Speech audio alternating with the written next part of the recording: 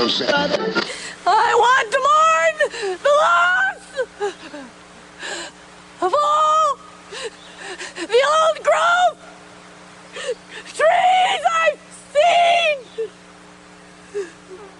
and tell them that we love them. It has to be a joke. I do not believe this is happening. I'm literally about to fucking kill myself, and I'm not kidding. You better fucking fix this shit. Running hate speech.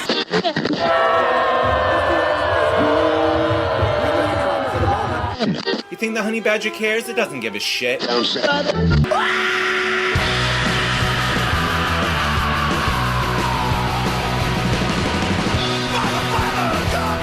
right, welcome to Last Man on Earth. My name is Lex Jurgen. As always, I'm flanked by Matt Ralston. Much like Ohio Congressman Tim Ryan announced he's running for president on The View, Matt had a big announcement for his male friend Tim while they watched The View the other morning. Looks like I'm going to be an uncle. You're obsessed with you messaged me damn it, sorry. More than probably 5 or 10 times. You're about obsessed Tim Ryan? with the fact that he announced his candidacy on The View. I mean, is there any reasonable, first of all, being just The View itself, but also being a guy, being like a 50-year-old man, going on The View to be taken seriously and saying you're running for president and making your announcement, holding it until you get on The View? No, you're a total joke. Yes. Like, why even do it then? I don't understand. Like, do you think you're going to win? Like, I always say that, but then it's like, well, Trump won, so. Well, perhaps. Like if Kirsten Gillibrand did that, I'd be like, okay, that's New York women, that's her demo, right? Yeah. That's her power base, or Hillary or somebody. But for a dude to go on an all-female show that caters to an all-female audience and announce his presidency, it's just like, it's pandering, but not even like effect. It's just idiotic pandering.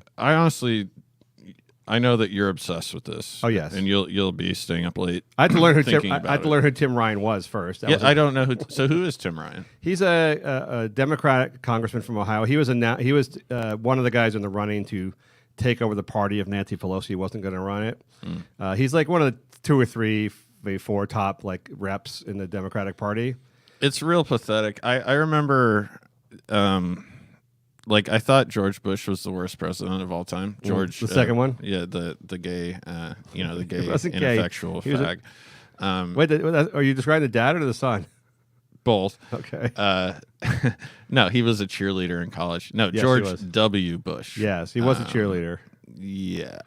I don't think he was gay. I don't ever got the impression he was gay, but yeah, definitely underwhelming as a person. Pretty convinced he was gay, but it doesn't matter. Like, honestly, I wouldn't judge him based on that. No.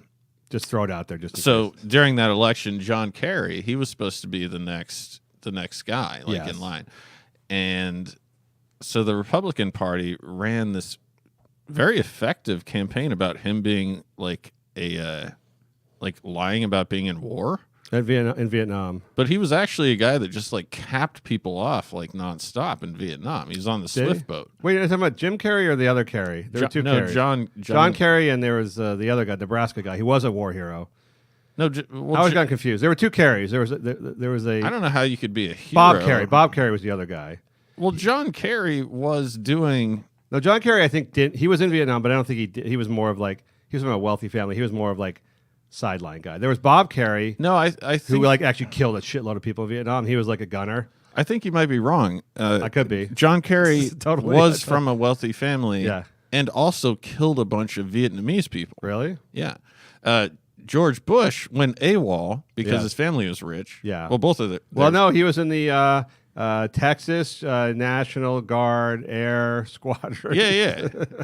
So, yeah, I'd like to do that too. I mean, if you ever find that gig, Texas Air National Guard. Well, dude, let me know. If it had been you and you had the choice of going to the jungles of Vietnam or doing the Texas Air National Guard gig, yeah, I'm going. I'll tell you exactly what I would have done. Yes, I would have moved to Alaska like my dad did. Yes, but yes. All I'm saying is John Kerry was illegitimate in the parlance of the term. Right. He killed a bunch of Asian people. Okay. So fair enough. Anyway, what are we talking about? I don't know. He married the Heinz ketchup woman. That's all I remember. She was worth $1 billion. So sorry. So the reason I was thinking about it. So during that election cycle, he went on the Tonight Show with Jay Leno. Okay. John Kerry, and he drove a Harley onto the set while wearing a leather jacket. Yeah. and like somehow I don't remember this, but it sounds right. It's under discussed. No one's ever talked about it. I remember Clinton playing the saxophone. on Well, that was kind of cool. on Arsenio. This was like really pathetic. Yeah. Right, and I go back all the way to Dukakis in the tank. Like that was before my time. What did Dukakis, who was like a screaming liberal guy. I don't know who you compare him to. No, I like Dukakis. But he was the wimpiest, physically wimpiest guy you've ever seen in your life. And he went to like visit a military base to show that he was strong on defense. Or this is the 80s during the Cold War. And he did a stunt where he, for the cameras, where he came in as a tank driver.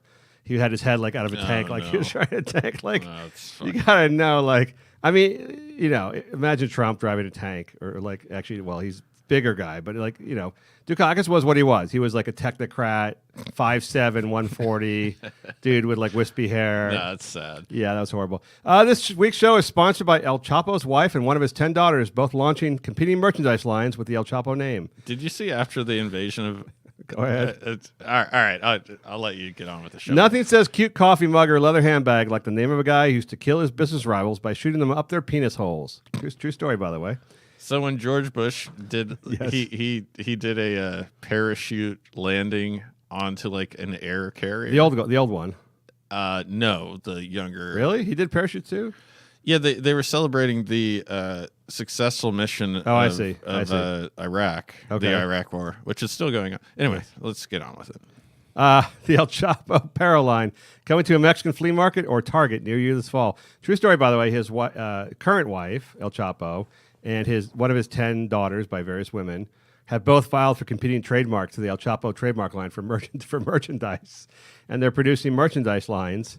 Wait, did El Chapo have merchandise? No, he's going to jail now, and they are trademarking his name, one being the current wife, one being the stepdaughter, to launch fashion lines, merchandise lines, and other things. Because apparently he's sort of folk hero-y in many parts of the Latin American world, and so it's sort of like a Che Guevara type thing, where they're going to sell stuff with his image on it. Well, if your government's fucking you, and like so, El Chapo.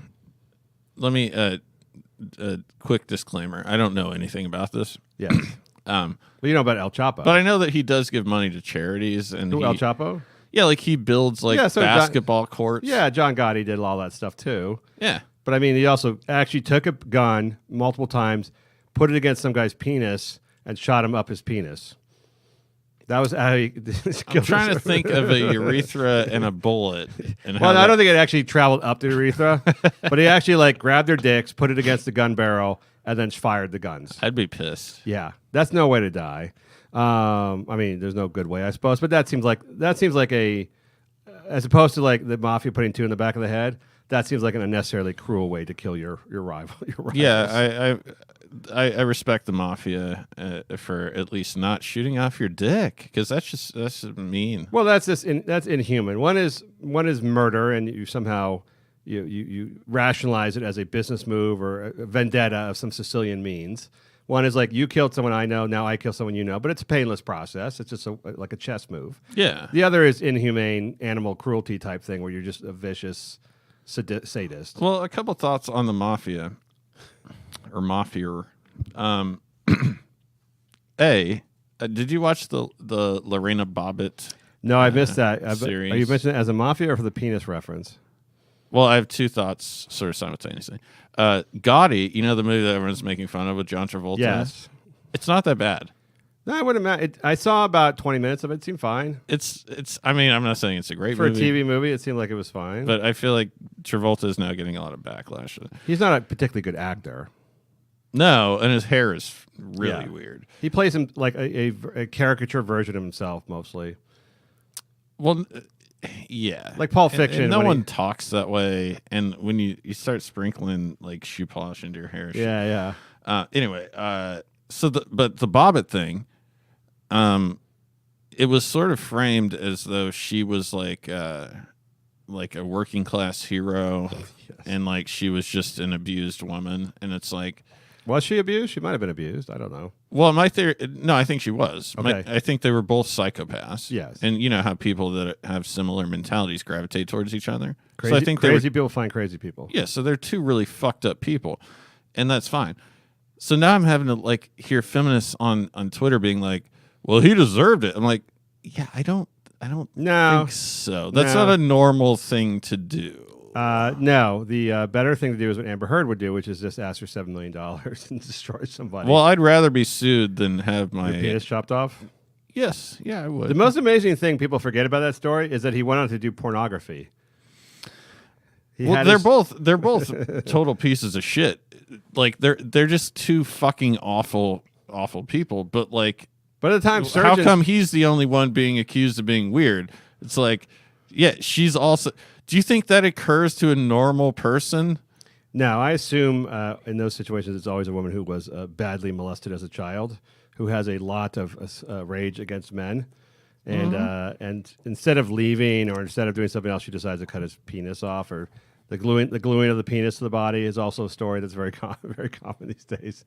They will crazy glue the penis to the body, things like along those lines. I'm not even. Wait, what are you talking about? There've been numerous, like every year, there's a couple of these stories where like a battered woman like super glues her husband's cock to his body, like just to make it so fucking painful to like he has to go to the hospital and get it, like all sorts of shit. Is anytime you attack someone's genitals, like orangutans do that, right? I think I've like narrowly escaped so many of these incidents. Have you ever seen these like nature videos of orangutans? When like a unwanted male comes into the tribe, they will actually assault it by ripping its genitals off. Yeah. It's like the orangutans. Is that the same as a chimpanzee? Or I have no fucking clue. Genetically, I think they're pretty similar, but their main thing. So they usually kill the people that try and like save them. Well, that too, yeah. But their go-to thing is they first rip your dick off. Yes. And then they attack your face. Yes. So they're like very calculated on this. They're brutal, but they're animals. So we expect better of human beings. I don't. Do not forget to become a patron of the show on patreon.com/lastmanearth. Thanks to all our new patrons. Get on the shit now before it disappears. If you wish to contact the show, hit us up on Twitter at Last Man Podcast or on Facebook, also Last Man Podcast. All right, on to the show.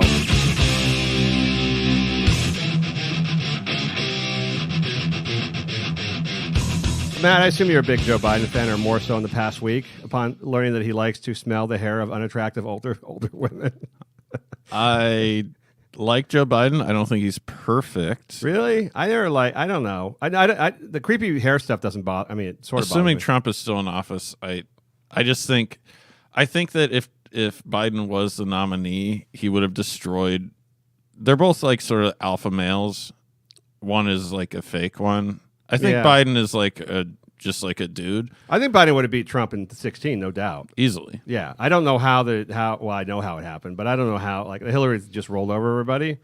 But Biden didn't run. Remember, he was too scared to run because of the Clintons in 2016. I mean, the vice president always runs for president after 8 years. Well, I thought at the time, I was like, well, Biden has hair plugs. That's weird. But then Trump has the word, like, it's times it by a million. But it was clearly Biden's time in 2016, and the competitor he was up against, he would have beat. So he really got. Speaking of getting robbed, he spent 8 years as a VP, and you always run for president after that. Well, that was some backroom thing. I mean, obviously, Hillary was, that was what they had decided on, and so he bowed out. Yeah, well, he bowed out because she lost. I don't think he decided. I think he was forced out. Right. But here's the thing. Here's my question about all the Biden and the Eskimo kissing and the hair smelling and the grabbing of. I always wonder. Like, so we talk about like Michael Jackson. Like, his defenders say he just liked to invite kids over to the ranch to have fun, enjoy it. Sometimes they were sick, or he wanted to give them a good time. But my question always was, why was it just boys? Why did he never have girls? Why did he have no care for girls? And with Biden, it's kind of the same thing because all these defenders of him who are men will say, oh, yeah, he's just an old school guy who's like touchy-feely guy. I'm like, yeah, but all the videos of him grabbing girls or old women, there's never guys. You don't see him smelling guys' hair or like. I mean, I think I'm a defender in the sense that you're talking about in terms of. So if everything you did was caught on camera, right? Yes. So I would probably be in jail. I don't think I would be. I know you would never find a video of me sniffing. I mean, I've never like grabbed an unattractive woman's hair, or any attractive woman's hair for that. So, matter. but in the circle of where he's coming from, his dad being a senator, you know, I don't know. If there was a video of him like inserting a butt plug into a chick, like, yeah, that'd be weird. But isn't the weird part like the hair smelling? Like if you actually go put your nose to a woman's hair and take a deep inhalation, that's a little bizarre. I mean, I've never done that. It wouldn't occur to me. No, like I almost understand the breast groping because at least like I understand where that inclination comes from. Well, you know, so speaking of the inclination, so the other day I was at my friend's birthday party, woman friend, and for no apparent reason, I was like, "It's nice to see you, sweetie," and I was like, "I don't say sweetie, Jesus, no one ever says that." Now you sound like Biden. Did you smell her hair? Did you rub noses with her? No, I might have sent like why would he have this insinuating Facebook message, but. Why would this horrible Lucy Flores woman who ran and lost for lieutenant governor of Nevada, why would he go up behind this unattractive woman and like take a deep breath of her hair? Like with his nose clearly in her hair, take a deep breath of her hair. There's something wrong with that, don't you think? Well, so forget the invasive part of it. There's something wrong on his So end. we're talking about Robert Kraft getting busted for getting a hand job at a massage parlor. Yes. Right. And I think, at least my point, I think we agreed that it was like, well, why wouldn't you just hire a hooker? But I don't. So Correct. Biden, you know, being like a public figure and someone who the other side wants dirt on him. Sure. Although I think he's probably not. He's probably paranoid about hiring the hookers. You know, probably. But if he just wants to smell the hair of unattractive old ladies, well, that's what I'm saying. So then it manifests itself. He's just a horny. He's just a horny rich guy. I don't think it's horny though. Is it sexual? I don't know if it's even sexual. It's just sort of weird. It's like I just think it's an old man thing. Like, you know how old, like if you have gray ass hair. Yeah, he's old. Like, you just do shit that doesn't seem normal to you and I. Well, he's been doing it for a long time though. Yeah, but I just think there's an old man like when have you ever known an old guy that just says perverted shit all the time, and you're like, oh, that guy's old? No, but I'm not a woman. If I was a woman, maybe I'd hear it more often. Like maybe I'd hear the old guy, like when Bush, the elder, when he was getting senile, was grabbing asses of all the girls. Mm-hmm. I kind of understand that inclination because, like, you know, you're old, you're in a wheelchair, or whatever, and you like ass grabbing to me is like that's a normal human behavior. I mean, you shouldn't do it, but I mean, it's like the impulse is there. I understand the impulse to grow. I definitely understand the impulse. Yeah, but to like sniff a woman's hair, Eskimo kiss her, or like play with her ears or something, like it just seems to me like that's the concerning part to me about him. Like, why is he not trying to get laid? Well, why is he not grabbing tits? Why is he doing weird? Sure, it's concerning. The weird absolutely, shit. But is that like I just feel like we're involved in a strange reality. So yeah, I don't think it's especially normal, but the current president was just like, I grab chicks by their pussy, which I don't even physically quite understand. Like, I think you could cup it. Yeah, well, I think he meant he could have them sexually when he wanted to. No, I don't think he's a. No, Really? I disagree with you. I think You think he was actually fingering women? Well, I don't think the guy has a lot of capacity for like metaphors, so I'm pretty sure He was just grabbing them in the crotch like a illicit coach to its like a PE coach. So the hottest chick I ever was banging was this model, and I don't know why this occurred to me, but I said, so what if you were standing in line at CVS and a guy just poked his finger into your butthole? Mm-hmm. And she was like, I think I would just think it was funny. Really? So I was like, all right, well, so don't do that to anyone else.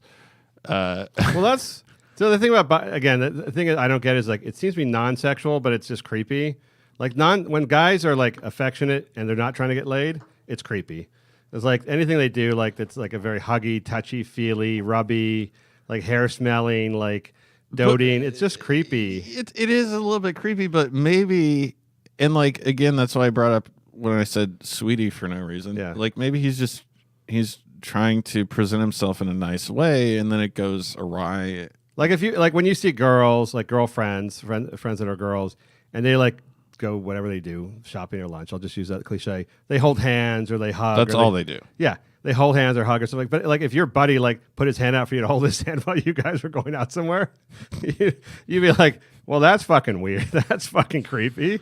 And you'd be like, what? I just want some connection with you, man. What's wrong with holding hands? We're friends. I mean, you'd be like, we're not. It's super creepy. I mean, I'm just I guess I'm being cynical about the whole thing because what politician in his 60s isn't creepy? This guy's Biden's 76, I think. He's older than Trump and Clinton. He's an old dude.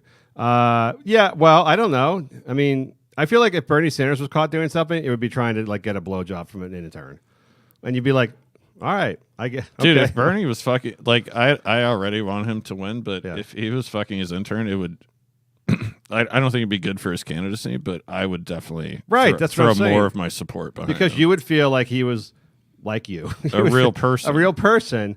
Yeah. I know this whole shit is kind of weird. I don't think about all I know about this chick Lucy Flores, who by the way is a huge Bernie supporter, and that may be why she's trying to get rid of Biden because Biden's clearly Bernie's biggest competitor. So there's something to that motivation as well. But you got to think in 2019, you have to think about how you will be remembered digitally, since everybody discovers you through Google now, and you want to think about like if I'm Lucy Flores, do I want like my name on Google to only come up when they say like Joe Biden, weird, creepy hair sniffing accuser? Like, yeah, no, you're right. Yeah. But if everything you ever did was recorded on video, yes, or photographs on CNBC or whatever. Well, everything you did in private or everything you ever did in public? In public. Okay. I could never figure out with Biden. I have nothing against him. I think he's a little bit crazy. But so his whole shtick was that he would take the subway to Wilmington from D.C. Have you ever spent any time in that area? Everyone's got some shtick. Every politician's got something like the relatable shtick. So I'm like, well, were you just doing that because it was cheap? Yeah. Like, are you bragging about something you simply did out of convenience, sir? Yeah, right, exactly. I mean, these guys are. I don't even care. I don't expect my president or politicians to be normal people. I don't want them to be normal people. I get that they're all duplicitous people. None of that bothers me. That you don't get to the top of politics by being a relatable, honest guy filled with integrity. Those people don't rise to the top. So that's not those people learn 3 chords and start playing music. Those people don't rise. By the way, speaking of that, it's totally on the side of that. Kurt Cobain, it was the anniversary of his 25-year anniversary of his death. 25 years? I guess it's 25 years. Yes. Yesterday too. Oh, is it 25? Yeah, I know, right? So he'd be like 50. He died at 27, right? So he'd be like 52. And all I was thinking, everyone's like, "Oh my God, this is the greatest loss for music and stuff." All I thought about, what if he had lived? What if he had not killed himself and just lived? Can you imagine what an insufferable twat he would be like at 52? Oh, he'd be a huge fucking oh my asshole. God. He would be like the most hated person on the planet by even the people who used to like his music. Yeah, I'm not. So the affiliation of being from Alaska and then living in Seattle for a while, I am not a huge fan of Cobain, and so I'd sort of not like he's a bad guy. No. But I don't idolize him, and so I'm gonna steal Stanhope's Doug Stanhope's bit here. So if what if he was just out of shit? Right. So he blew his brains out when he was 28 or something. I think it was in 27 Club or 28. Yeah. And you know, he wasn't musically speaking like. I mean, I can play guitar almost as well as Kurt Cobain. He was not a musically inclined guy. So Stanhope was like, well, what if Jimi Hendrix was still alive? Mm-hmm. And he's like, imagine Jimi Hendrix doing a Super Bowl halftime show and just being real sad. Yes. Well, I think Hendrix would be. I think if Hendrix had lived and got through all the drugs and stuff like that, he would probably be a cooler cat, like a mellow guy. I see Kurt Cobain. He was just a whiny motherfucker, right? He was a whiny ass motherfucker. He was a total cunt. He fucking like. So I like Pearl Jam a lot, and I like Nirvana as well. But Cobain was just all fucking fucked up on heroin. And then, so every asshole has some sort of like vague autoimmune deficiency, right? That's just part of being a cunt. Yes. So he's like, well, he is like Crohn's. It's like, okay, great. What, like, I don't know what that means. So now I'm just picturing him shitting. Great. Well, he was, I think you're talking about people that are like, have disgruntlement built into their bodies. Like, yeah. He was like in pain. He was in physical pain probably much of his life, and that determined that he was going to be a whiny, complaining, obnoxious person. Sure. Also, like, I don't know, like, I'm not a gastroenterologist or anything, but I did not know that. shooting up heroin constantly, I'm assuming, isn't like great for whatever disease you have. No, but I would think like, so you look at like ex-soldiers who are like become drug addicts, like they become like, they have some either mental or physical pain that just won't go away. And so they start self-medicating. Yeah. And they become insufferable as well, right? So they were going to be insufferable regardless. And once you've been damaged, I don't know. I'm just guessing. But why is he damaged? Like, I understand what you're saying. So, yes, I get why a dude with PTSD would do that. Why is just this white dude from Washington so, like, I have to look. My guess is at age 12, he was annoying. Like, yeah. Right? Yes. So at age 27 when he died, he was super annoying, but he was speaking to an audience, and he had a fan base. You could tell by his voice because, like, I think Nirvana Unplugged is great, and but so in between the songs, he has this attitude that's so fucking annoying. That's like, well, we're gonna play this song now. I want to fucking punch you in the face. If he hadn't died, I think the band would have broken up shortly thereafter. And everyone would have gone to interview about what an asshole he was, right? Yes. That would have happened. He would have been the asshole of the band that like everybody stuck with because they were making a lot of money and had success. And then like 2 or 3 years later, Dave Grohl would have been like just kind of hinting at the fact that he was an insufferable asshole and nobody wanted to be around him anymore. Yeah. And now cut to 25 years later, in his 50s, he would just be this guy in his bathrobe, like just fucking yelling at shit that you didn't understand, complaining about his neighbors. Fucking cops would be over his place all the time. He'd be living in like an annoying part of LA. Like he'd be like in the 90210. Yeah, just wearing like a fucked up bathrobe. It's like, okay, you're almost a poser at this point. Honestly, he and Courtney Love aren't that much different. No. Right? They would have stuck with the drugs. They both would have been insufferable. Well, I'm pretty sure he was a gay guy. Oh, you call everybody gay. No, I don't call everyone gay. Do you think he was gay, like actively gay, or do you think he was latently homosexual? Like a repressed gay guy. Really? Yeah. Yeah, maybe. I don't know. I like the Nirvana music. I mean, gay is, like, I've been accused of being gay by weird chicks. Oh, so, yeah. like, No. I've heard a lot of people say that about you. I imagine that, like, I like the music of Nirvana, and I imagine that they could have put out maybe one more album, and then it would have all gone to shit. So I think he died at the exact right. For him, he died. If he could look back on it now from wherever he is, he probably would say, yes, I died at the right time. I died at the right time. I think you're absolutely right. Yes. I mean, if you look at, like, yeah, it was definitely that emo era where, so it's like, he sounded real downtrodden. So it's like, I'm so happy because today I found my friends. They're in my head. It just sounds like something like an 8th grader would write. Yeah, he sounded like a mopey teenage girl.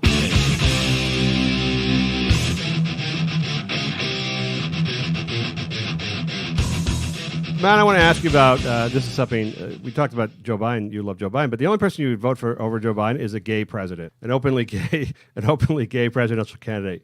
And I mention this only because it appears this time we have, actually not openly gay, but at least a couple gay dudes running for president. Two gay guys. At least one two has gay a guys. husband, the other one's in the closet. At least Buttigieg, whatever the fuck his name is, he has no chance of winning, I assume. No. He was a young mayor of South Bend, Indiana, for whatever that's worth. And then Cory Booker, who probably doesn't have a chance either of winning, but he could be a Veep, I guess.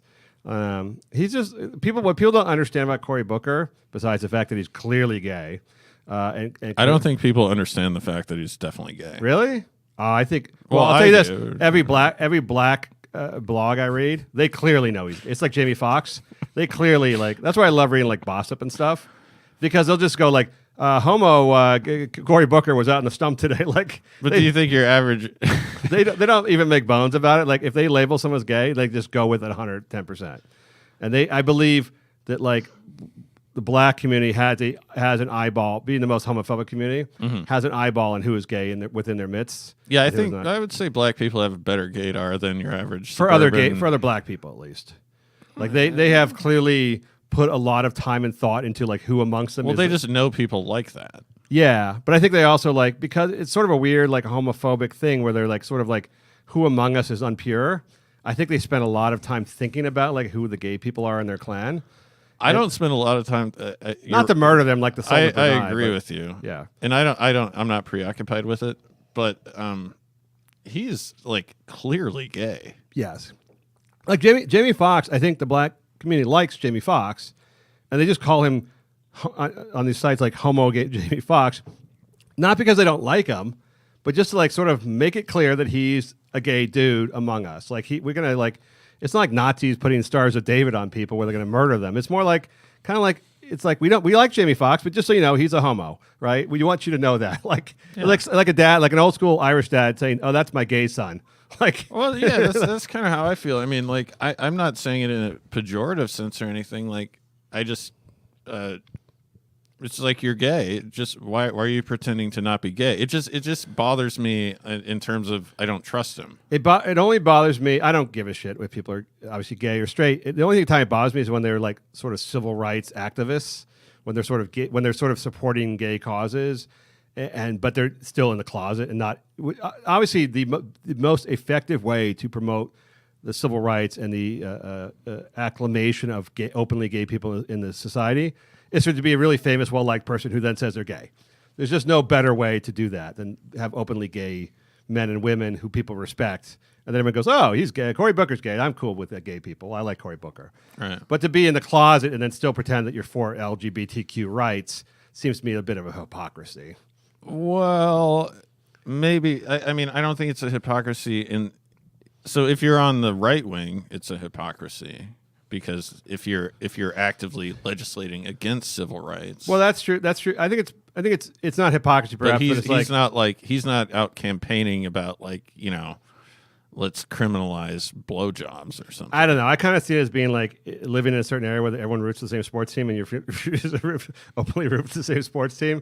There's something like if you're gay, you got to be gay, openly gay, and root for the gay people. Dude, how fucked up is American culture? So you and I, obviously, just being like somewhat astute individuals and following basic news, it's 100% that he's gay. Cory Booker? Yes. Yes. So, like, why...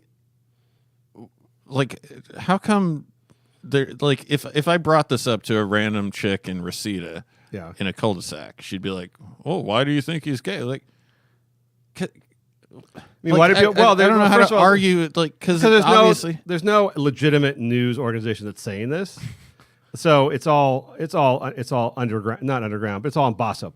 I mean, so I understand that Bossip or black blogs are not completely accurate in their reporting, so you shouldn't take everything they say seriously. Right. But here's my feeling: like if Cory Booker announced he's gay and he's running for president, that would be a huge achievement for gay people in the United States, whether he wins or loses. That would be like a big deal to have an openly gay dude who could win compete for the presidency. That's why I think of it. But here's the question. Do you think America, because we talked about this as the first husband to a female, there may be a female president this time around. There'll be a husband to this female president. And we talk about how that's like the lamest job you could possibly have in the entire country.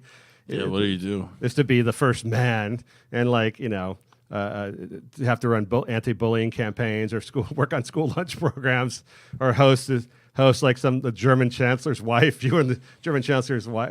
What if we had a first husband that was obviously a Russian prostitute like Melania, and he just didn't show up? Well, I think what you and I agreed upon was that to save your manhood as first man, you'd have to not live anywhere close to the White House. You'd have to clearly have your own pad. You'd have to live in like Guyana or something. Yeah, or live in like if you're like Kamala Harris's husband, let's say she's got a chance to win.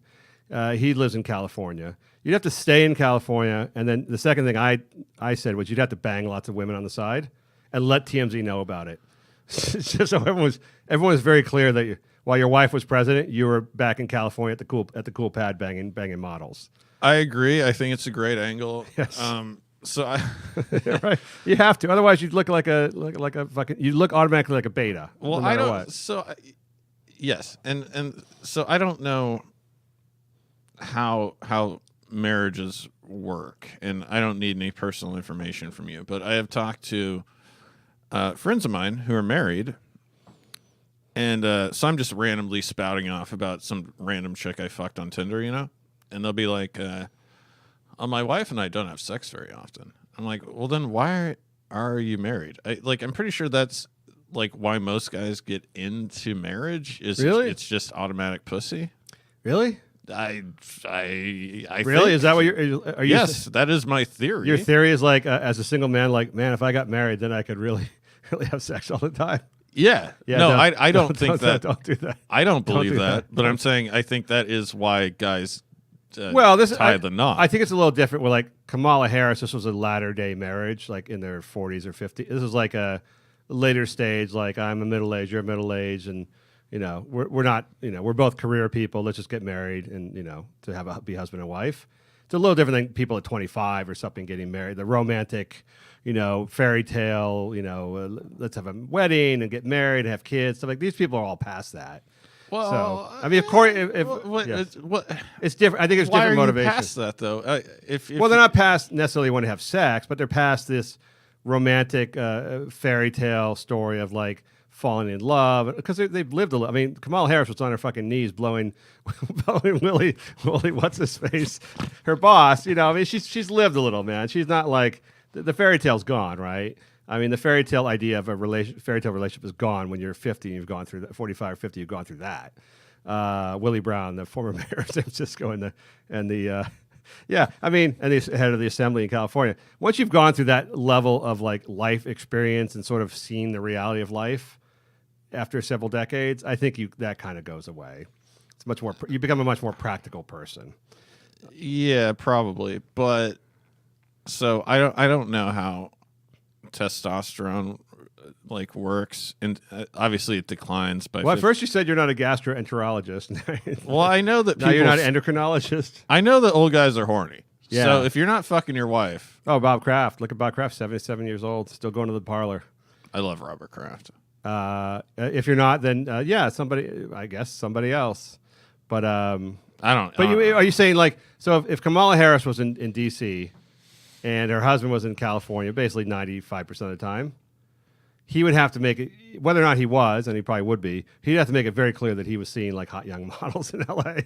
and that he was like still cool. That his wife had her thing, and he had, which was being president, and he has his thing, which is whatever the fuck he's like a lawyer, consultant, and living his life. Yeah, and probably yes, and so if you are attracted to a sort of butch type of chick at some point, yeah, you might just be asexual. Like I grew up with this kid his name was Keith Granberry. Yeah, and I really can't you can't make up that name. Fuck, maybe I shouldn't be shouting that. Too late. There's dudes that have they have a little bit of pudginess and a little bit of like not a boob, not like a man boob, but like a little. They're effeminate males. And you can just tell it's a hormonal thing, and so. Well, it would make sense that like less masculine males would want a more dominant female. Yes, but there's also the case of like someone like Bill Clinton, who sort of married a woman, probably not thinking this is going to be awesome life of sex and romps, crazy sex with Hillary. That one's a hard thing to figure out, and he's still an alpha male, obviously. So, yeah, I would say he's the definition of alpha male. So he but clearly. Why did he? I think he married her for political purpose. I think he married her because she had a great pedigree. She was going to get him where he was going, and he just figured he'd bang women on the side, which basically is what he did. So, I mean, it kind of worked out for him. And perhaps he even told her that's what the situation is. I think she's there's no way she didn't know. She's a smart woman. She's definitely a smart person. Yeah, so she must have known when she married a fucking horn dog that he was going to be grabbing pussy and then when she saw who he was picking out, she must have been like, okay, I just got to fucking deal with this. Yeah, what the fuck was that Linda Tripp thing about? That Paula Jones. How fucking horny are you? That's my problem with Biden. Like, if Biden would just fucking smell the hair of attractive women, I'd be like, okay, that's your fetish. I get it. But like old ladies with gray hair, like, really? What are you smelling their hair for? That's just you're smelling grandma's hair. Stop it. See, but you got to appreciate how much of a raging hard-on he must have just been walking around with. Do you think so? I don't know. Like, I guess it's just creepy. I always think serial killers have weird fetishes. Yeah. Like, if you're a guy and you want to do something besides just sort of have sex, then it's kind of anything outside of that becomes weird when it becomes touchy feely. Like, like you want to tell her what she wears, you want to like do the leather thing, or you want to smell her hair, or you want to like go get your nails done together. No, Anything you're outside right. anything outside of that becomes serial killer. I hadn't thought about it that way, but yeah, because like I'm definitely a horny dude, but like everyone sort of has standards. It's But like it it's a would rule. It's never like a game. if it was between Linda Tripp and just internet pornography, Well, that it'd was be an easy pre-porn. call. Pre-porn. Let me ask you. So this gay Well, president he was the thing. president. He had access. Anyway. Yeah, he could have. This gay president. So, do you think here's my question. A, would America be ready for a openly gay president? And B, and I already know the answer to this one, what would happen if he was a single gay president, meaning that he was actually dating during the course of administration was dating other dudes that you knew he was having sex with? I think America would probably okay with like a non-super homo feminine acting gay dude. Mm-hmm. But like the minute he started dating, like now he's dating fucking, I don't know, some gay Jussie Smollett. I don't know. He's dating some guy like he's going on a Bahama vacation with this dude. I think people would start to get really uneasy about that. I think the ages would have to match up. So if he was dating, or if he was, fucking a like a 39-year-old dude, I'd be like, fine. But if the dude was like a twink, I wouldn't be comfortable with it. Like if we had a bachelor president who actually dated women, I think people would be cool with that. I think they'd be fine with that. Like if I don't know who's straight and who was running Well, for president. Kennedy essentially did that. Yeah, but he had to be married to be president. You have to be married. But now I think a bachelor president who's like 50 could be like like if Obama had not been married, he could have been president and just dated women. Probably Obama could have scored a lot of pussy. Oh my god. Fuck. Yeah. But I think America would have been, if he was single when he ran, if he'd never been married or was divorced even, I think they would have still elected him. And if he had dated like, especially like Hollywood celebrities, they would have been fine with that. It would have just been tabloid shit. But If I he don't know was if a gay fucking dude, Jennifer Gardner, yeah, it would have been a great story. People would have been, I would have loved it. yeah. But what if he was fucking, I don't know, a gay dude? Like, Yeah, if he was fucking what's the fucking guy's Jeff? What is the guy's name? Efron? Jack Efron? Is I that don't his know, name? is he gay? Zac Efron. Yes. thank Yes. you. If he was Zac like dating, Efron. if he was dating, even just dating Zac Efron, It would have made me really uncomfortable. Yes, yes. If they went away for like weekends together, if Zac Efron was going to Camp David for Not weekends. even a homophobic thing, just not cool with it at all. No, I don't think America is ready. I don't think America's ready for like. I think people that are like, I mean, there are some people who just don't give a shit about the gay sex part, but I think most of America is like gay, fine, gay sex, don't want to hear about it. Right. Like, I understand that there are gay. Well, it's just like you don't want to hear about your parents fucking, right? Well, like if Obama had been fucking Jennifer Garner, like you said, that would have been cool. We would have all looked at the pictures, probably even. But Oh, yeah. I would have looked at the picture. Oh hell yes! If the sex tape came out, we'd all look at it. But if it was like you said, Zac Efron, then it becomes oogie, like to probably 85% of the population, like I'm just Including me. Yes. Yeah, I just, like, yeah, I wouldn't want to get into. So there's always, like, if you have gay friends, you don't really bring up, like, so what's the, like, top bottom situation? Like, you don't want to know about No, it. and when they get drunk and start telling you, Oh, then you're no, like- that's when I leave. Yeah, that's it. Yeah, I think gay dudes are very circumspect about talking about sex around straight people. Yes. Like they're aware that you're uncomfortable with it, and that either they feel you don't understand it or you're uncomfortable with it. They will not bring it up. But after a number of drinks, they will start talking about like fucking Usually a Pinot. yeah, Pinot, a couple Pinot Grigios. They will start talking about who's taking what the dick While and watching the Oscars. putting it where. And I don't even mind if they talk about like who they find hot, but when they start talking about fucking where to put penises, then I start getting a little. I'm watching the show The Deuce. Well, you're from San Francisco. So, Yes. And you watch The Deuce. So The Deuce. You're very well The versed. Deuce went. I don't know what James Franco's up to, but The Deuce went so gay in the second season. I mean, I'm talking about gay sex scenes, men just making out, grabbing cock, just like bear. I'm like, why? Like, why do you need to do? But you're still watching it. No, why? Fast forward. and I understand the idea that they show similar straight sex scenes, and they're very evolved to say like if we're going to show straight sex scenes, then we can show gay sex scenes all the same. And I think like that's evolved maybe theoretically, but not practically. Yeah. Not practically. I agree. It's definitely in your face because I heard Maggie Gyllenhaal Yes. talking about that on Fresh Air. You know I love Fresh Air. Of course you do. Terry Gross. Gross. Yes. Hopefully we could hook up sometime. So she was talking about like sort of like from an activist stance, like, well, we show all this stuff, and I'm like, well, but it's supposed to be entertaining, right? Yeah, that's what I don't understand. It's not. I don't think people are programmed that aren't gay, which is 94% of the population, are programmed to enjoy gay sex the same way that they are heterosexual sex, and I just don't think it's ever going to change. It's not, and. So if I'm watching it, so let's say hypothetically I'm dating some chick who takes herself real seriously, and am I supposed to sit there and pretend that it's art? Yes, that's right. Well, here's the thing. Like, you might have I have gay friends, you have gay friends, all fine. Everything is fine. There's absolutely nothing wrong with your gay friends that you dislike, except if you had to see them boning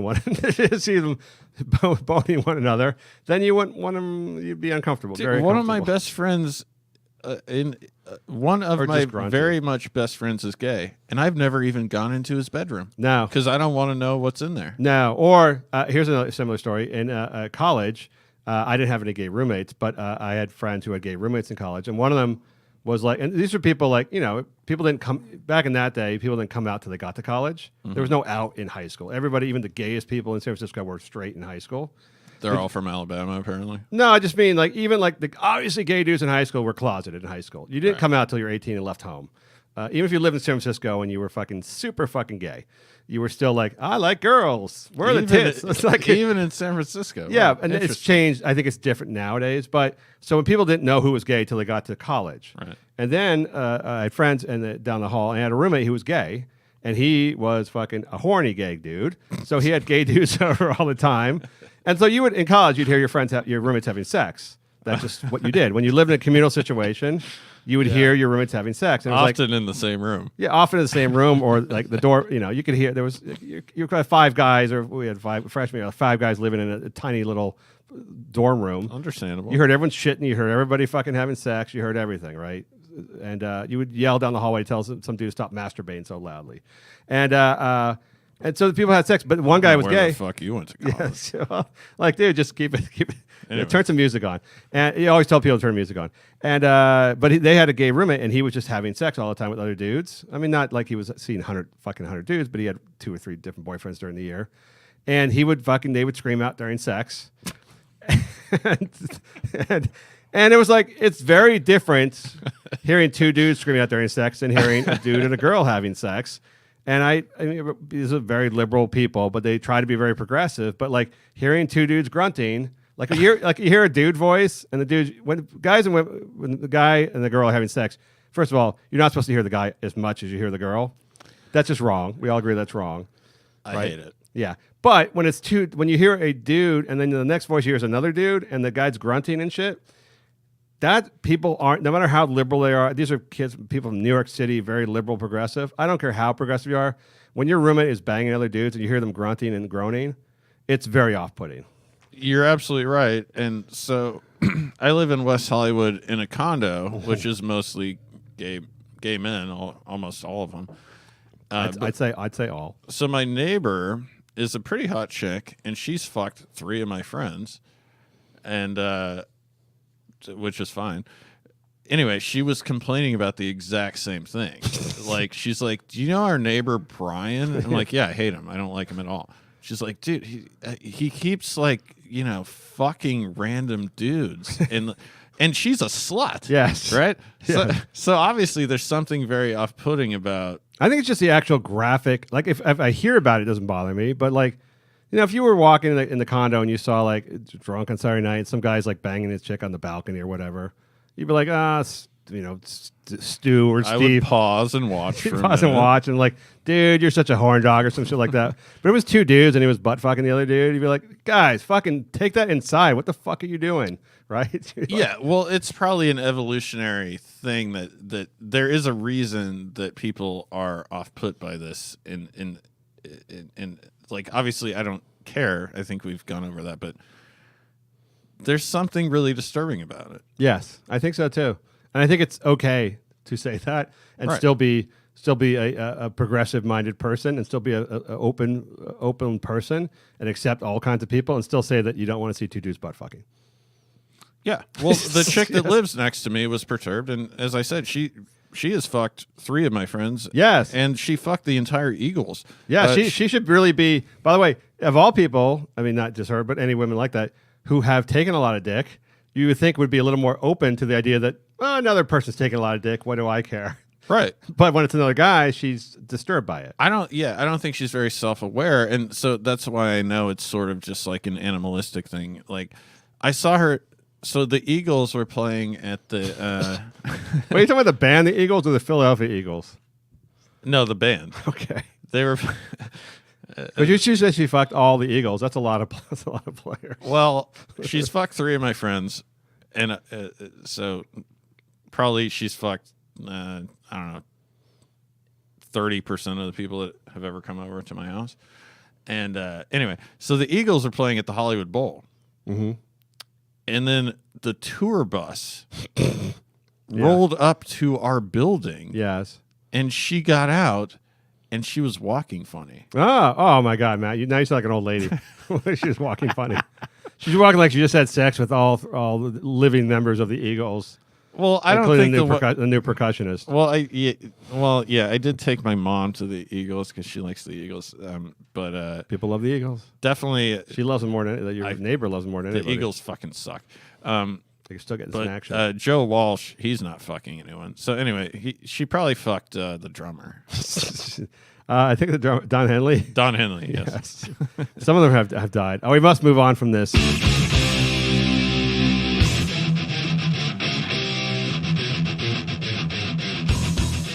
Matt, I want to ask you, got an email from Emma about the mayor of Los Angeles. So, as you know, did you go to the Nipsey Hussle vigil where violence randomly broke out at the Nipsey Hussle vigil? I could have called that beforehand, but no, I didn't go. You know, they're having I don't understand this work. They're having a memorial service for him at Staples Center tomorrow. Oh, let's definitely not go there. No, that is going to be, unless there's 10,000 cops, unless every single cop in Los Angeles is there, at least one person's going to die. I want no part of it. How did this guy get to be? I mean, I know he was actually one of the few rappers whose name I actually knew before he died. Because generally, when I see rapper killed or arrested on TMZ, I have no idea who the fuck they are.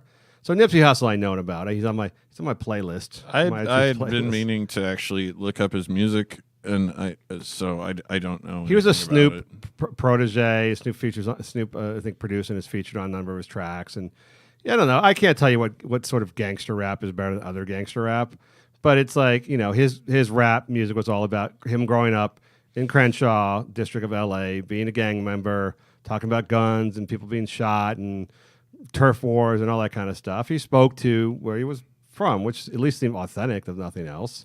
Yeah, for sure. But I still don't get, like, you don't have to, like, I'm assuming it's pretty obvious he was involved with gangs, and so admittedly, as a young man, he said he was involved with the Crips. He speaks about it. So I was driving from, and I grew up in Alaska where there's a fairly high crime rate, and I did associate with people that I didn't want to because I didn't want to get my ass beat. I mean, a fairly high crime rate. It's the highest violent crime rate in the entire country. Didn't we have that story already? Yes. Yes. Yeah, it's not fairly high. Actually, the highest. Oh yeah.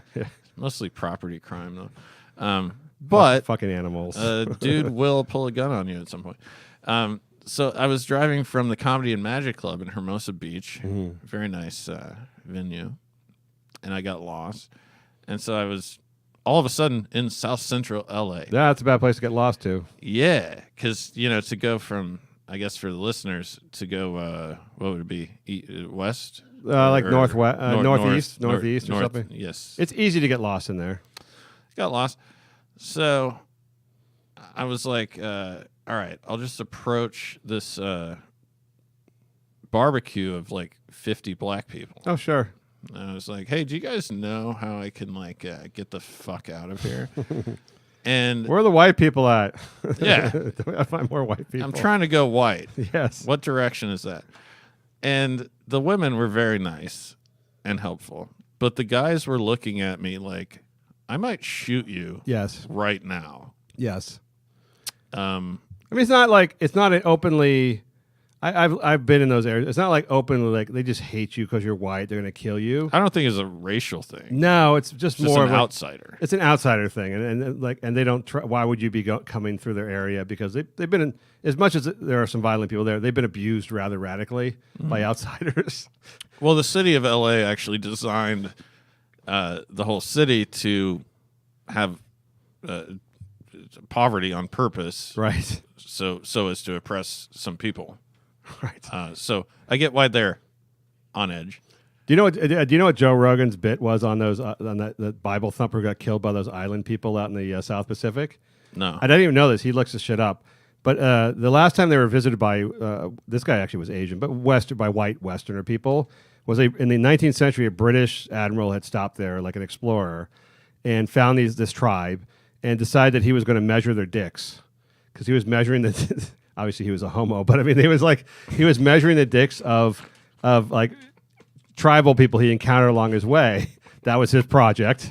That was his chosen master's thesis, right, for the admiral. Could have chosen a number of subjects. Yeah, like he could have studied the breadfruit or the culture, the fucking social systems, but he was going to measure the actual dick sizes of the male members of the tribe, and apparently they didn't know any better, so they let him measure their dicks. And then he also brought with him, obviously, Western diseases that killed like almost all of them, right? So like 80% of the tribe died shortly thereafter. So all he knew, like as Joe Rogan said, all he knew about like outsiders was they come and measure your dick and then you die. So he said you have to understand that's why they actually, the next guy who came along 100 years later was like, what happens when an outsider comes? They'll measure your dick and you'll die. So like kill him immediately. Yeah, I'd kill him too. That's how they see you coming into South Central. It's like, right. You could be, the last time they saw a white guy, they all got fucking arrested or beaten by cops or something. Absolutely. There's an association there. No, I was cool with it. I understood the situation, obviously. Hey guys, who wants to sell me drugs? The thing is, though, like, was I talking about you or someone else? Like, some guys look like cops. Yeah. No, I look like a PE coach, we determined. I don't look like a cop. I couldn't look like a cop. So, like, people just know that I'm not a cop. Yeah, you don't look like, there's nothing about you that says cop. Even undercover cop, you don't look like. Well, a cop I wouldn't be hired by the cops. No, you won't be hired by the cops, and also I just don't think they have. You never see tall cops. No, you never see tall old people either. If you were like 6'8", you could never go undercover anywhere, right? You couldn't be an undercover anything if you were 6'8", because like you just stick out. Well, yeah, like America's Most Wanted. All those people are between 5'6" Yes. and 5'9", because otherwise you get busted. If you're the tallest guy everywhere you go, you would stick out everywhere you go. It's like Wilt Chamberlain wasn't robbing banks. Yeah, no, you would get caught pretty fast. So here's the thing. So Nipsey Hussle died. Yes. He was shot. He never left the hood. He never left the hood, which I guess is praiseworthy, but I don't quite understand exactly how it's praiseworthy. Like even when he turned clean, and it seemed like he had a legitimate turn in his 20s to like helping other gang members and trying to make the community better. And he opened up a clothing store and he did all these community things where he tried to stop beefs that were going on. And he became that guy who like, grew up in the shitty situation, but now he wants to help kids in the same situation. Although it seems like those guys always die, right? Like even if they're legitimately good-hearted, it seems like they die because it's just they're in a bad area. Well, so I don't get people to. In terms of, I don't understand how it works. So if you grew up in LA, you'd be like, well, just move. Yes. But everyone wants to live in LA. So you don't need to leave LA. You could just move to fucking Beverly Hills. Yeah, I don't understand why his clothing store was in like Boyle Heights, super shady part of LA. Yeah.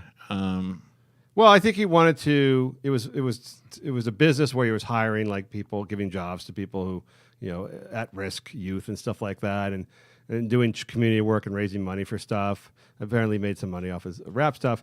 I mean, it seems admirable, but it also seems like you're a gang member who used to probably kill people, and you're in a gang area. Wait, but all right. So do we know that though? Are you being presumptuous? I'm only saying he self-admittedly was in the Crips until he was. They always say that they never talk about graduating. So he admitted that he was in the Crips. Yeah, so he was in the Crips as a teenager. Okay, well then you're going to get killed at some point. Yeah, although it turns out he looked like he was killed by someone he had more of a personal beef with than a some sort of random gang color thing, or like, you know, a drive-by, you know, random kind of let's kill Nipsey Hussle thing. Right. It was a guy he had a lot of interaction with previously, and they haven't said what it was, but they had some sort of personal It's relationship. like a behind the candelabra type of situation. No, not that, I don't think.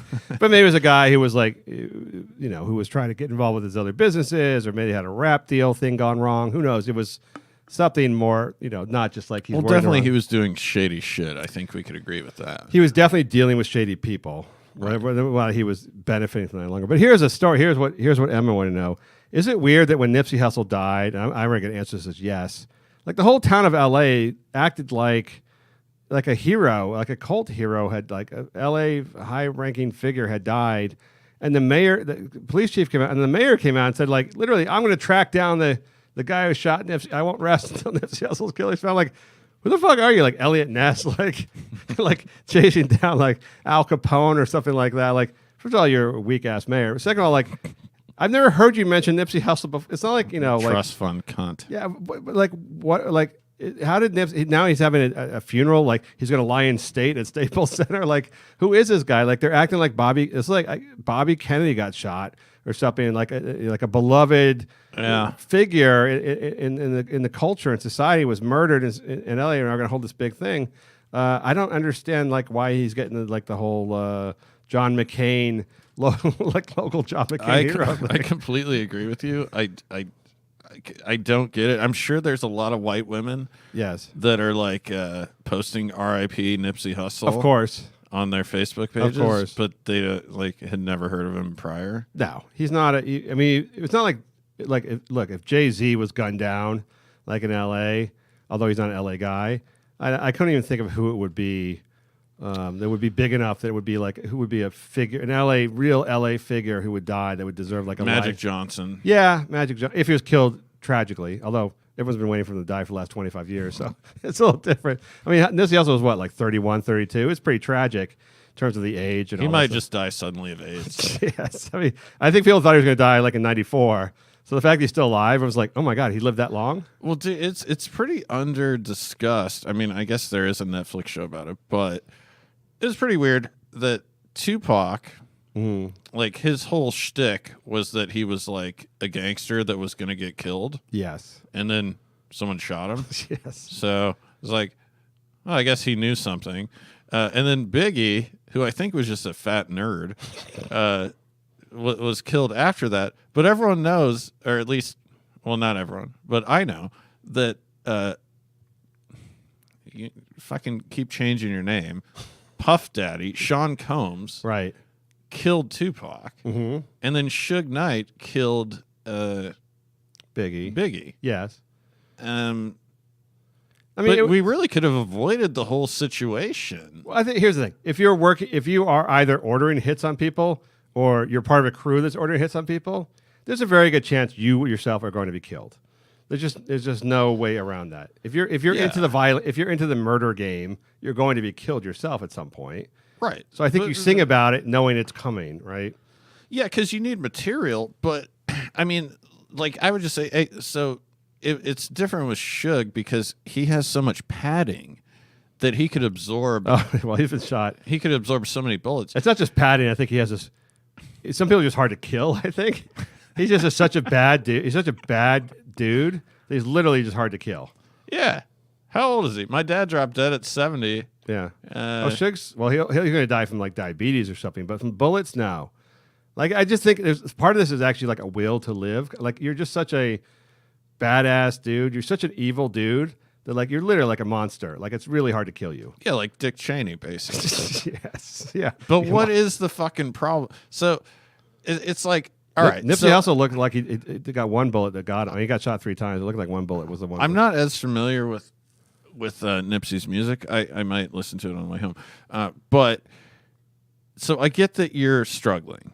But after you make the first million, yes, you're just a fucking tool. Get out? You mean get out? Yeah, yeah. They're much less likely. You don't see like, well, I guess they were killed on the Vegas Strip. But I mean, if you live in a condo in New York, you're probably less likely to be gunned down by a random gang member than if you live in fucking still live in South Central or thereabouts. Well, look, neither of us are even verging on being destitute.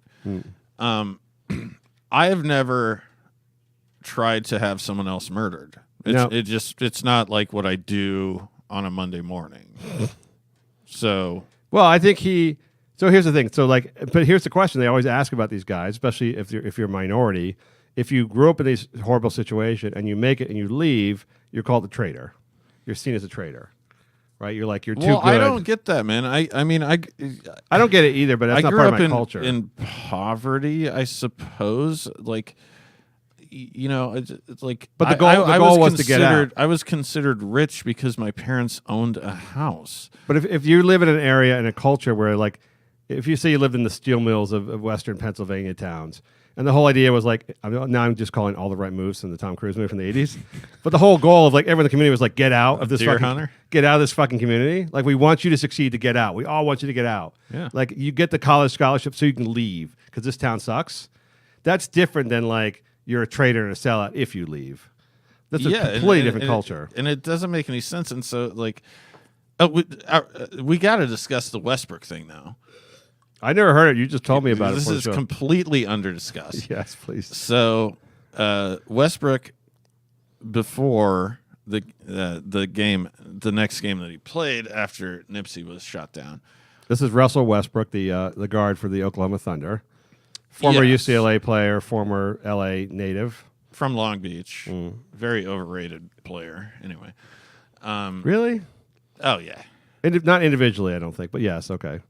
Well, he'll never. Well, you're going to talk about what he just did, which no one else could do. So he said, I'm gonna get 20 points, 20 rebounds, 20 assists, 20, 20, 20. So that is a shout out to the Rolling Crips, which is one of the essentially the biggest sect of Crips in California and in the country, basically. So 20, 20. That's their call sign. That's I wouldn't say a dog whistle, but what would you call it? That's like their tagline. Right. So he does that, albeit missed a shot on purpose to try and get a rebound. Really fucking pathetic.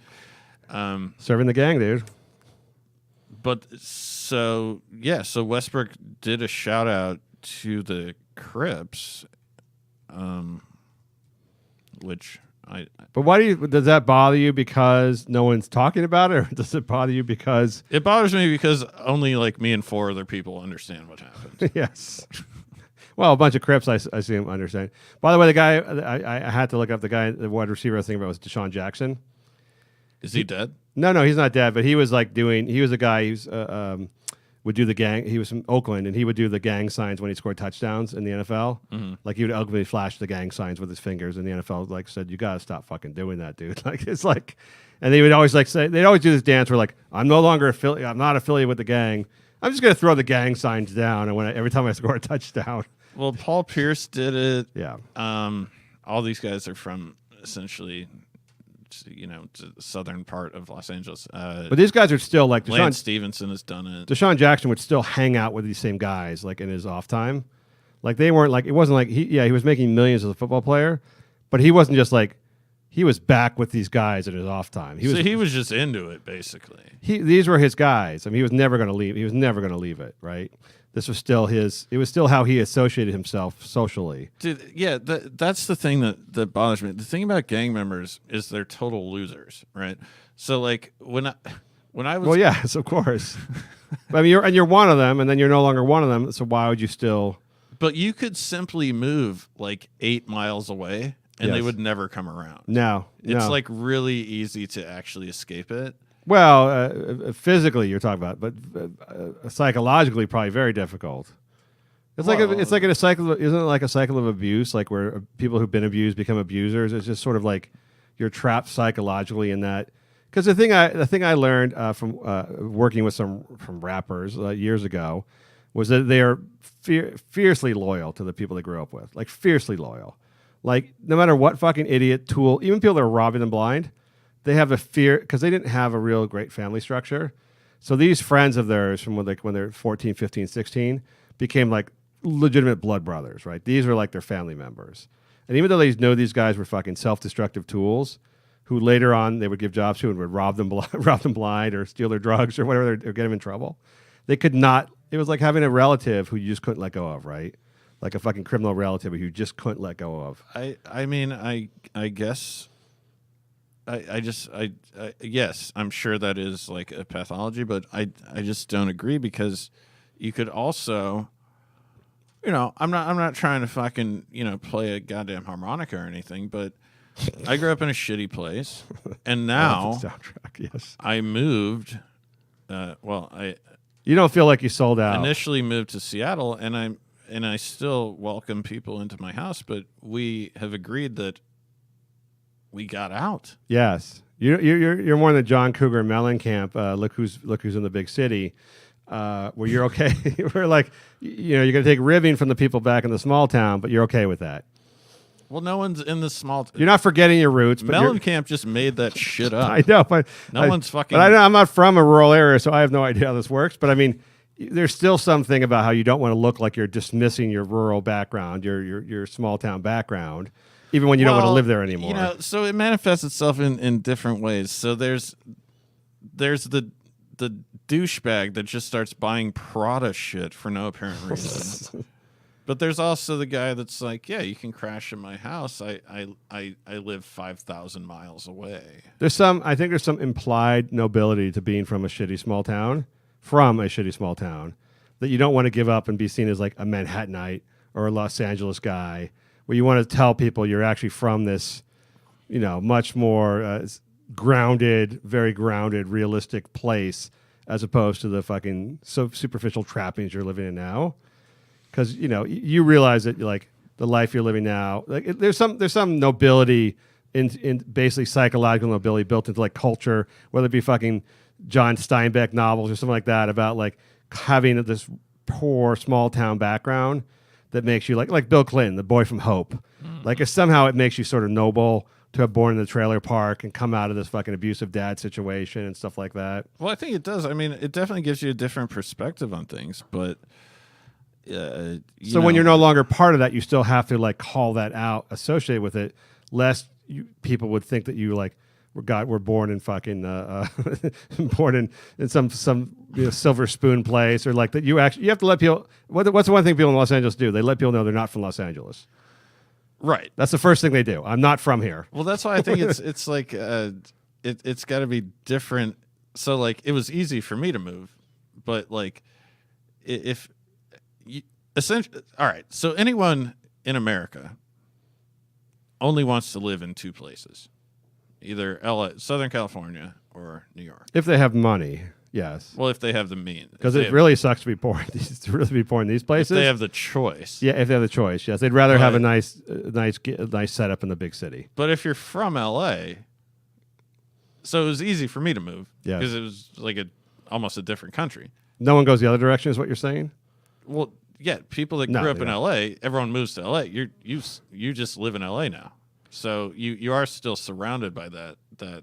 Nobody's moving from. You can look at the numbers, the demographic numbers. Like places like South Dakota, Kansas, all these places, they're losing population. They're literally losing because as people have become wealthier, just generically speaking, wealthier, like fucking gone from 20,000 a year to 40,000 a year, 50,000 a year, they leave. They don't want to stay in this fucking small town. So I mean, outside of movies with Woody Harrelson, there's very few people who go like actually want to like have the means to leave and don't want to leave, like that want to like hang around less attractive women, have less restaurant food options, right. Have like outhouses versus indoor I'd like plumbing. to see the stats of someone that's moved from LA to South Dakota. There's nobody. I would assume it's zero. Nobody. Yeah, there's absolutely nobody. One time I was like in the middle of the country in Nebraska, like on the I-80. I drove across the country several times, and I stood there just for like 20 minutes, 30 minutes, watching all the U-Hauls, and they're all going to one. At that time, they were all going, and now people might be leaving California, but they were all going west. On the 80. On the 80. They were all going west. There was not a single, in Kansas, Nebraska, not a single U-Haul going the other direction. And why would you? There was no demand for it. Now it's actually the opposite. You can't get, people are leaving the West Coast, you can't get a U-Haul the other direction. Like to get a one-way U-Haul out of California, they charge you like $1 million because they know the truck's not coming back. So it's different. But with Nipsey Hussle, like I still don't understand like how you rise. I know you die. Whenever you die, people speak kindly of you and all stuff like that. But how the whole city and the mayor on down is like now mourning Nipsey Hussle, I don't get that at all. I had a theory on it in that he looked like a nice guy. Like, I'm talking purely a superficial thing. He just looked like a cool dude that you'd want to hang out with. His name's Nipsey. He calls himself Nipsey. Which is like a stupid pun, by the way. He claims he was. It was Nipsey Russell, the old comedian from the 60s and 70s, the black comedian. Wasn't it like on a TV show? Yeah, he was like the black comedian, the one black comedian on TV. And I guess the name was given to him by like an elder Crip member or something like that. Like that was his nickname. I don't think he had a choice in it. Oh, well, fair enough. Then. Yes. But anyway, he looked like an attractive dude. He looked like a guy that women would want to talk to. I think if he looked like Suge Knight, no one would give a shit. Probably not. I know there'll be nothing for Suge Knight when he dies. I was just trying to think who else, like an athlete maybe, like Kobe Bryant. Please. We're going to speak about but there's like in LA is like there's no iconic figures really in LA that like people would mourn citywide, like they'd have to have a timeout like citywide if someone died. Those people don't exist in LA, I don't think. Yeah. There's just nobody of that stature. Well, Mayor Bradley back in the 80s, I feel like he was. If he had died tragically when he was young, yes, but he was already old when he became mayor. He was the police chief. He was around for like 30 years, and he was older, and I think he died young anyhow. But if Kim Kardashian died or any of their family members, yes, I would just call you and we might have like a margarita. Do you think? I would think it'd be hilarious. Do you think Mayor Garcetti would announce he's going to find the killer? He's going to find the killer himself. No, He's like, I don't know if you understand like what a loser Mayor Garcetti is. So like, that's the one. Like, that's when he decided to come out to be like the tough guy. Like, I'm going to find this guy who shot him. By the way, they found him in about 5 hours. The guy didn't get very far. It's also funny that his name is Eric Holder, which is the Attorney General's name. Yeah. I first when I saw the story, like Eric Holder is suspecting the killing of this. I was like, what? Yeah, this is like, fucking deep. This conspiracy runs deep. Dude, yeah, I was all about it. It was like Holder fucking killed a guy.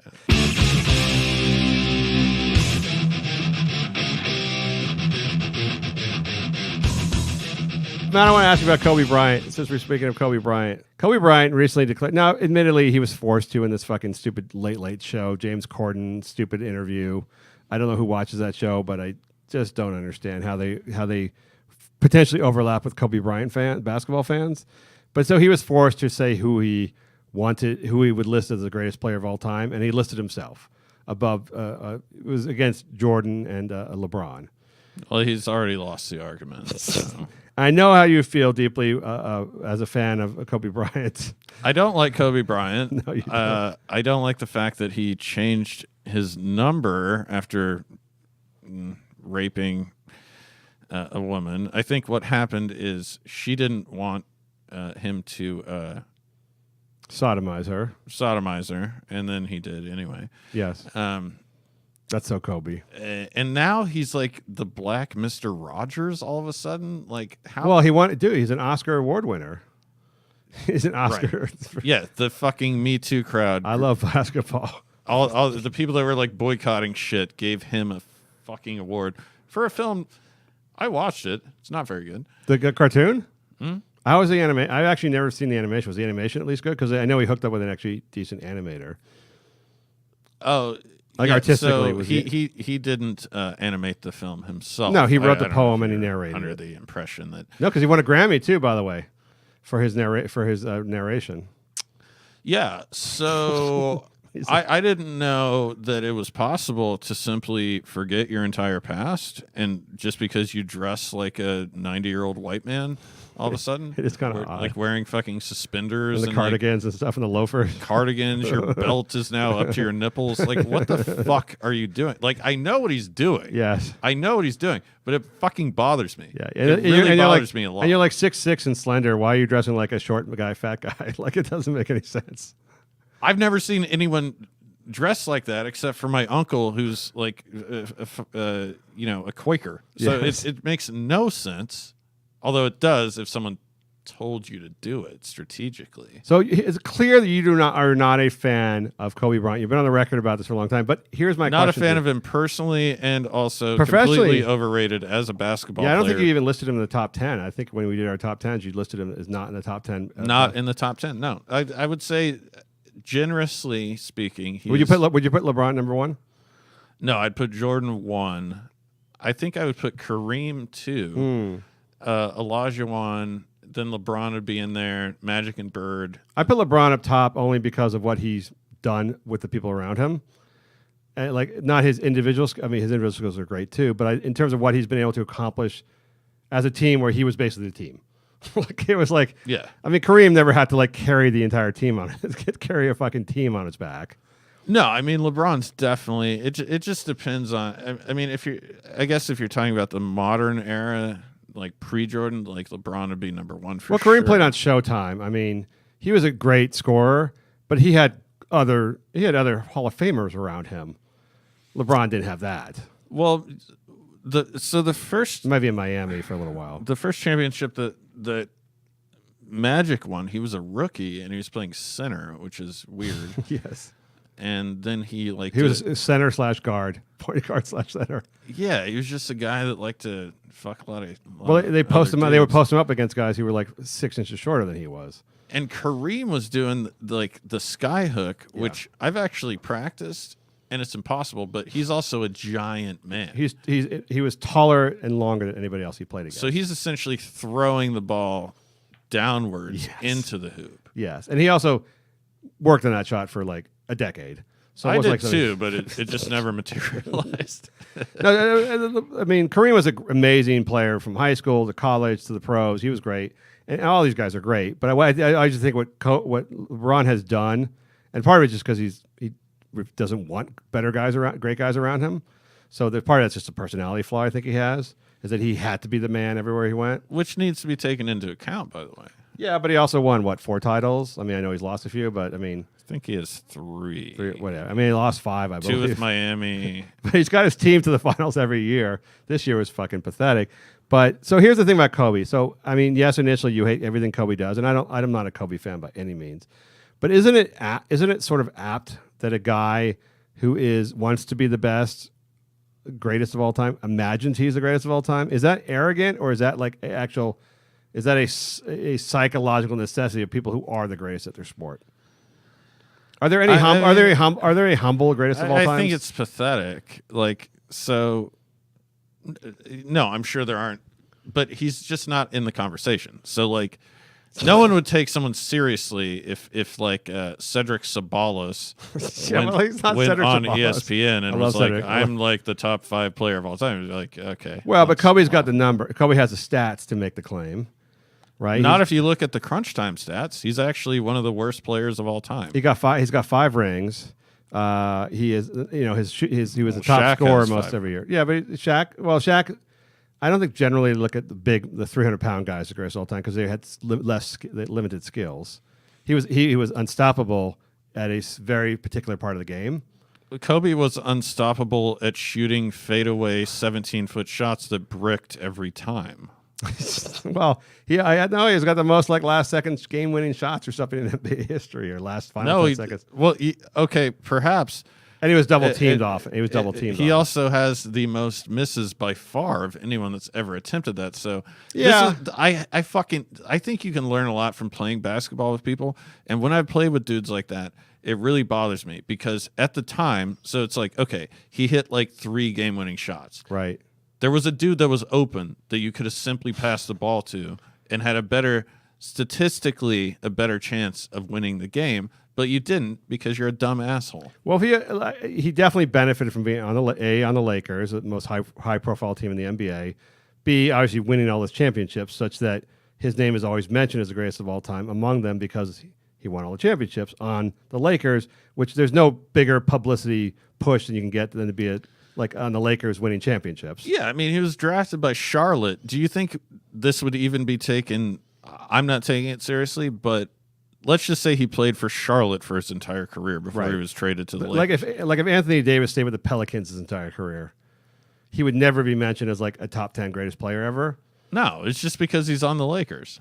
Well, it's not There's just only because. 2 teams that people care about. And I mean, Magic Johnson had played on some crappy franchises the entire time and not won all those championships too. He would have, and not had the Bird rivalry and stuff like that. I mean, that personally elevated his stature tremendously. Well, yeah, he'd be considered a good player, but you know, it was a different time also. But there's a reason that people talk about people that played for the Lakers and the Knicks more so than any other franchise. Well, Magic in the '80s, Magic Johnson was the single most famous basketball player in the entire world, right? Just like Jordan was in the '90s. I mean, he was the actual most famous worldwide known basketball player. He wasn't necessarily the best player, but he was the most famous player. He was probably the best player for a couple of years. Yeah, he was a great player, but I'm just saying there was no doubt he was the most famous. Icon. He was the most famous icon. Put it this way: a dude that plays for Oklahoma City has never gotten AIDS. Well, that we know of. Yeah, they actually don't. Westbrook. No, but I'm just saying being considered the greatest of all time and being one of the most famous of all time goes hand in hand. It's just if you're on a loser franchise in a small market, you're just much greater struggle to be mentioned among the greats than if you're on the Lakers or the Knicks, like you said, or the Celtics or something like that. Right. If Larry Bird had played on the fucking Atlanta Hawks for his whole career and never won anything, he would have been considered a really great player, but not like he is now, not the legend. Well, that's what, yeah. So I completely agree, and that's why I think Kobe is essentially Eddie Jones. Really? Yeah. Well, I don't know. You would decide between the two if you were picking teams. Like, I want Kobe or Eddie. I'll take Eddie. Well, probably not. But I would take Dwayne Wade over Kobe. Really? I think Wade was a better player than Kobe. But so I want to talk about Muhammad Ali. So Muhammad Ali always literally called himself the greatest of all time. I am the greatest. That was his tagline, and I assume believed it that he was the greatest. And he won. He won the heavyweight title several times. I bet you he was annoying as fuck. Probably. But isn't that attribute of thinking you're the greatest actually just a natural affinity to actually being the greatest? Are there any guys who are the greatest at anything who aren't arrogant sort of fucks?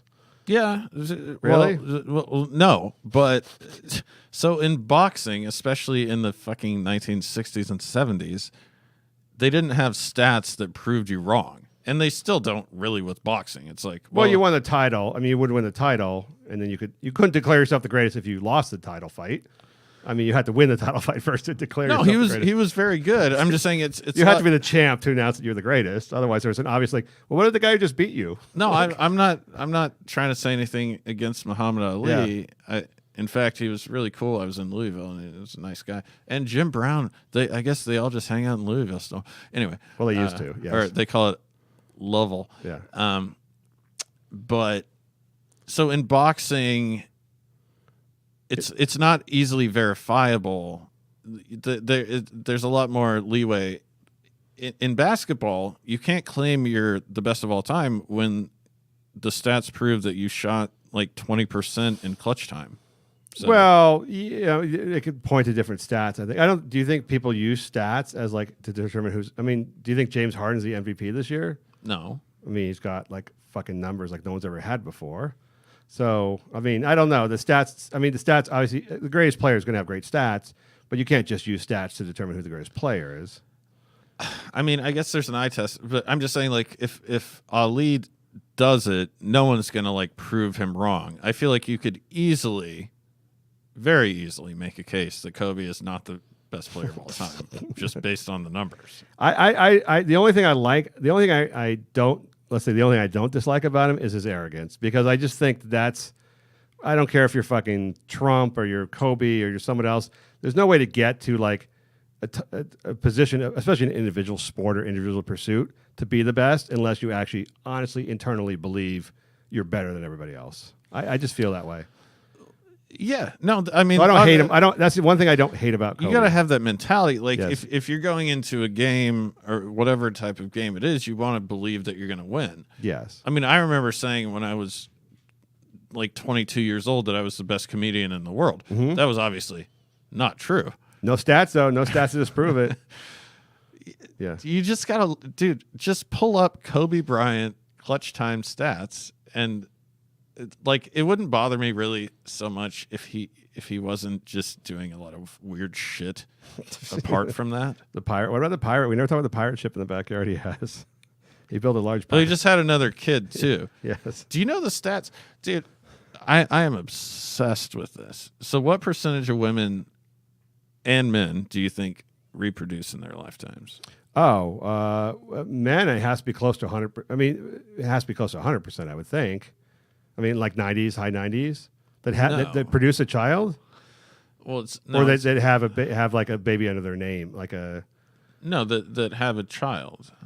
So it's 81% of men have a child. Yes. Okay. And so you got to factor in. But 100% of men are having sex. So at any given time, 100% of men could have babies. Yeah, and there's probably a lot of men that no one wants to fuck. You got to factor that gay in. dudes, I guess. But yeah. And yeah, good point. And gay guys. So 87% of women. And so now this doesn't account for fertility issues. So 10% of people in relationships have a fertility issue. It could be it's the woman's fault, or not fault, but it's a Jesus. problem. Yes. Problem Yes. on her end. Yeah. And also a problem on the guy's end. Mm-hmm. And then the other third of that is just it's undetermined, just something's not working. So that now makes it. What does that do with almost Kobe having 100%. kids? Yes. Oh, women that want to have kids, you mean? Yes. Yes. I can't imagine. I don't actually trust women who don't want to have kids. And I don't care if they like anything else, like without knowing anything else. I don't trust women who just don't want to. It just seems, it's just like we talk with gay sex. It's just some sort of primordial thing that seems wrong about it. Like, I can understand, like, practically, like, you're too broke or you're too whatever, you don't want to have kids, the actual act of raising a child. But, like, it seems to me like there's something out of whack if you're a woman who doesn't want to reproduce, just given the fact that we assume nature makes you want to reproduce. Yeah. Well, like a dude who doesn't want to have sex with a woman, I think there's something wrong with him too, because, that just seems like, I don't care what your explanation is, that just seems not wrong by nature standards. Yeah, fair enough. I mean, and I think I'm probably the only person in America that's actually researched this. So yes, you and Kobe. There might be something wrong with me. Cardigans. What's wrong with Kobe's? I don't wear suspenders. What's wrong with Kobe having kids? Why is he tucking his shirt in? I don't know. It's weird. Academy Award winner. It's called overcompensating because he's a huge creep. He is, although, like I said, look, what did he get caught doing? He got caught having sex with a young hotel lady. He was fairly attractive. So at least when he got caught with the scandal, it was somewhat like it was creepy. So here's the creepy part of the Kobe Bryant sex assault that he was let off of, whatever it was that the way the woman described what he did, which she kept talking about the trees, like he was talking about the trees, like it was like very, like you said, that's like a Biden thing. Like, okay, you're having anal sex with a young hotel concierge who probably went at least 90% of the way with you on this journey. Before she decided she didn't want your dick in her also ass. had 3 other dudes. Sperm. Yeah, I mean, she was a woman who liked men. I mean, good Lord. She was a woman who liked men, and she probably liked everything up until the point that she got something large, push up her pooper, and I can see why. I'm not going to cite her for saying stop at that point. I'm not willing to concede that Kobe's D is pretty large. Well, whatever it was, she was enjoying it. But the creepiest part of the whole story again was not that he wanted to stick his dick in her. It was that he was talking about the trees outside the hotel. Well, that's something that a guilty person would sort of make up. Someone who was disconnected, perhaps, from their emotions, would start talking about to like either guilty or just sort of psychopathic. Do you? Yes, yes, psychopathic for sure. Sociopathic. Do you think that? So it's weird that he's celebrated in Los Angeles. Mm. Do you think he would be demonized like pretty hardcore if he just happened to play for like Boston? Oh, in LA, you mean? Oh, yeah. I mean, amongst people that live in LA. Yeah, it's different now than it used to be because guys move around so much. But like, Larry Bird was hated in Los Angeles. Kevin McHale was hated in Los Angeles. All those guys were hated in LA. But he never had a questionable anal rape. Oh, you mean that? Oh no, everybody. As far as I know, Kobe Bryant was not liked around in other cities. Nobody liked him in LA. They love him, but he was like Barry Bonds. He was beloved among Giants fans, but everyone else hated him. That's interesting because, I actually like Barry Bonds because I think he's upfront about the fact that he's a douchebag. I kind of, I mean, yeah, it's a fine line. I admire the fact that he was understood that people didn't like him. Right. But I think still he was still a fucking douchebag. I mean, if you play a team sport and the whole team hates you, there's something unlikable. There's something inherently very unlikable about you. Like literally, if you have your own locker set aside from everybody else, not because you think you're better than everyone else, because no one else likes you. There's a big, if you can't even get along, if you're an athlete who can't get along with their teammates at all, there's something wrong with you, and it's a big thing. Yeah. I think even like a guy. I know you don't like Kevin Durant, but at least Kevin Durant is liked by his own teammates. Maybe other people don't like him. I wouldn't say he's liked. I think that he's easy to ignore. Or he's easy to He's ignore. a little bitch. If he had to have a separate cubby down the way because people actively there was a time when Jeff Kent, the player in the Giants, got in a fist fight with Barry Bonds because he just couldn't stand the guy. Well, Durant's obviously a passive person. Yes. Which is why he joined that team. That's why he has fake Twitter account. So here's the thing. Will you admit that Kobe Bryant is one of the greatest of all times? I think Wade is better. I'd put him top. Paul Pierce said he's better than Wade. Well, that was the thing he came out with yesterday. Well, Paul Pierce just needs material. I like Paul Pierce, but that's ridiculous. No, I'd put him top 50.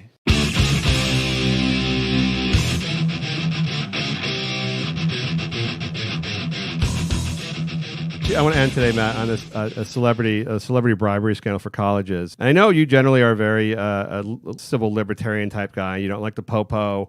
You don't like the man coming down on usually minorities and underprivileged people and so forth. And you see the abuse of power of the justice system. I think that's pretty accurate. That's pretty accurate, right? So now the federal prosecutors are going after Felicity Huffman and Lori Loughlin, these other wealthy people who try to bribe their kids into college.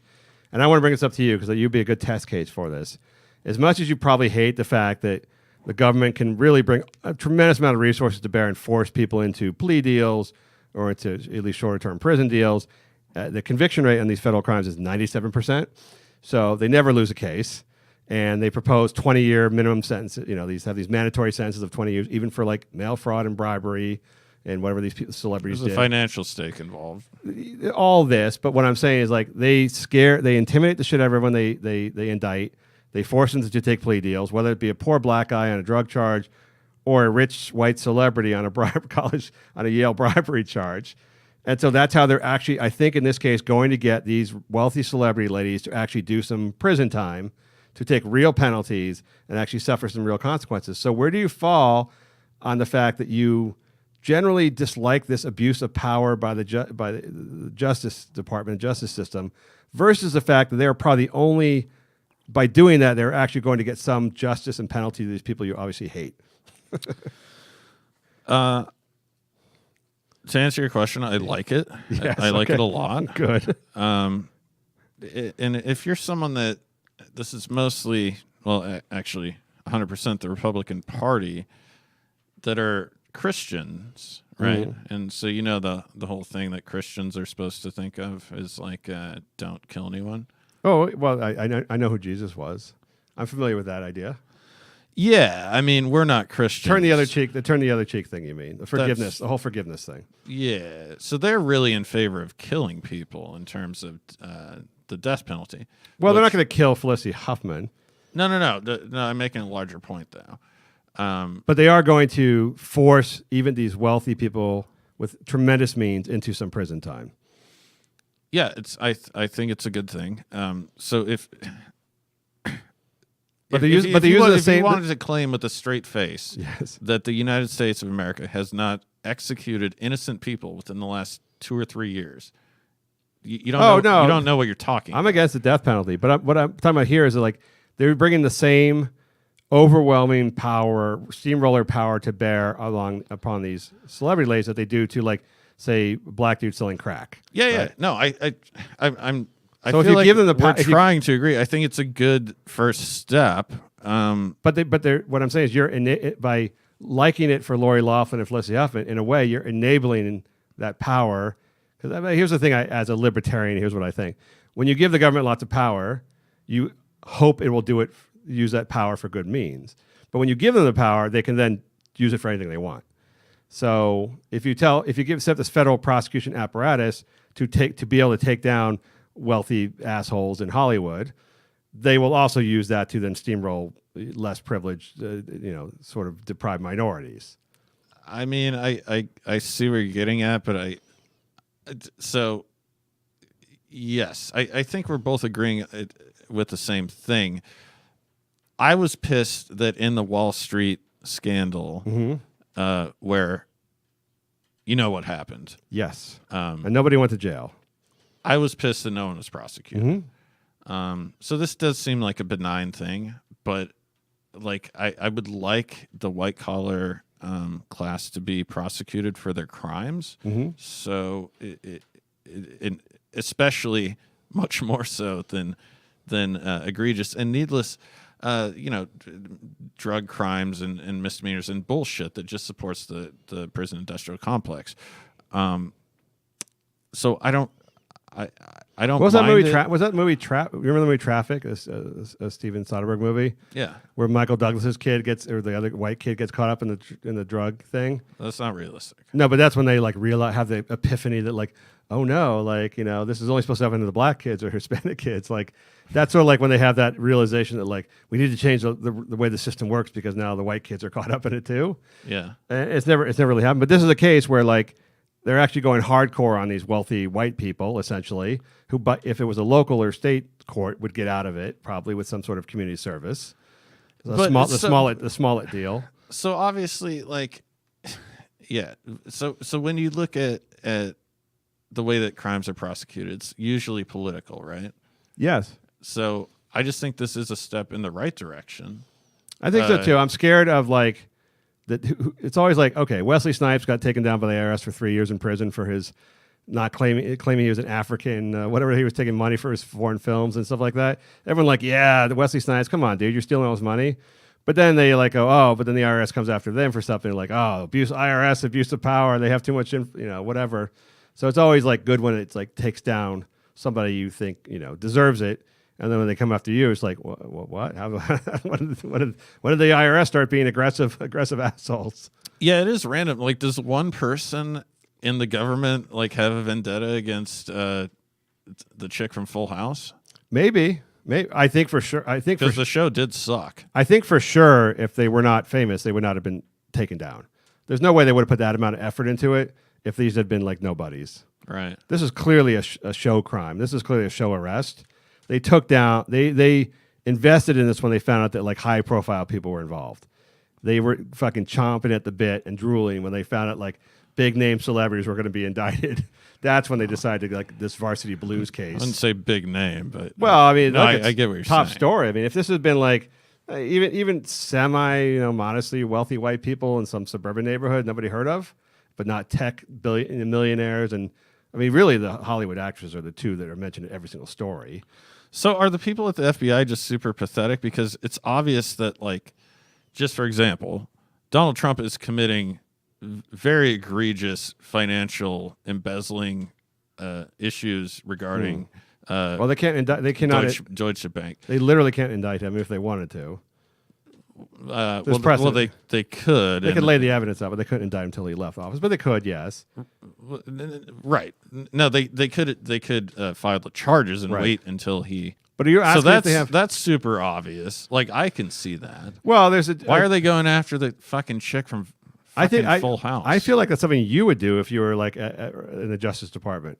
I feel like you would like someone would give you a tip, bribery college, and they're like Full House chick would be like, fuck yes, we're taking that bitch down. No, right? Absolutely, because it's easy. It's easy and it's fun, and it's like it's how you get a press conference. And I hate Full House. You hate Full House. You get a huge press conference, get to pretend you're saving America, and you take down fucking Aunt Becky from. I mean, how is that not the most exciting part of your job ever? Like that's like. Well, it's just proving it's essentially keeping your job, right? So like I feel like I don't know how bureaucracy works that well, but at some point it's like, well, Matt, you haven't done anything in like 20 years, right? And I'd be like, no, actually, I'm working on this Full House, this Aunt Becky thing. Well, but you said it earlier that like you don't know anyone who is like on the side of fucking Lori Loughlin. Like the whole country is united in hate against these people. If you can pull a case like that together, where like they're literally everybody on all sides of the spectrum are like behind you for doing what you did, that's a win-win. That's a huge. Was that win. an indictment on how terrible Full House was? No, I think even the people who love Full House don't like the fucking snobbery and the fucking rich privilege of like them literally handing over cash, like fucking bags of cash to get their kids into college that these other people's kids are trying to get in who can't get into. Well, everybody like understands that. I dated a chick that went to USC and for a long time. She went to USC. She was not bribed into USC. She was a Mexican woman from a poor background. Anyway, almost, I would say 80% of her friends that went to USC were total fucking douchebags. Yes. And it was explained to me that if you go to USC and you study business, everyone knows you're an idiot. Yeah, that's true.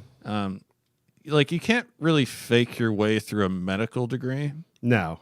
You can be a complete retard. Yes. And graduate from USC Business School or the one at Harvard and Yale. Or law school, really. If passing the bar becomes more difficult. But like guys like Kennedy, John, and stuff like that, John Kennedy, just never passed the bar. Really? Couldn't do. I think he might have done it on his fourth time. But like the bar exam is difficult, but law school itself is simple. So it's like, I mean, it's sort of like no grade situation. It's like go for 3 years and get through. I mean, he's not an idiot, like a total moron, but I mean, not a very smart guy. I mean, you have to sit through 3 years of fucking class and read books and stuff like that. But to actually pass the test takes some acumen. I was unaware of that. So these guys often don't pass. So going and getting a law school degree is fairly simple. Passing the bar is much more complicated. I'm just saying it's well understood, and I'm sure Berkeley is. Maybe it's actually not the same, but just everyone knows that if you're not involved in science, there's a high chance you're a fucking idiot. Yes. Well, yeah, that's why I don't think we should have a college for that anymore. I don't think there should be student loans for that shit. There's no reason to be taking humanities and have the federal government backing your play. Well, I mean, my dad went ahead when I applied to the University of Washington, which is a good school, by the way. It is UW. Not trying to sound pretentious, but it's a solid institution. If you want it to be. Well, or if you don't party, yes. That's true of every school. So when I was applying, he was like, "I'm going to forge a bunch of financial documents, so that we can get in-state tuition." Nice. And I was like, "I think that's a good idea because I don't want to pay for it." No. So it only costs like $1,500 a year. Anyway, if you're paying $50,000 a year for your kid to read poetry, that's fucked up. You're both fucking retarded. No, I've let my children know that's not going to happen. I mean, I guess if you're obscenely wealthy and you just have money to fucking kick around, like if you can afford $500,000 to bribe your kids in USC, you can afford the 50, 60 grand a year for the tuition. I don't buy that though, because I think that. And what else are they going to do when they're 19? There's always. So these people will probably go broke in their lives, by the way. Maybe, if you're wasting money on shit like that. Yeah, they have so much money though, but maybe, yeah. I don't know. It's possible. I mean, if they're gambling or they're buying stupid shit, but they probably have money managers. You're right in the fact that college is a massive waste of time in general, I think.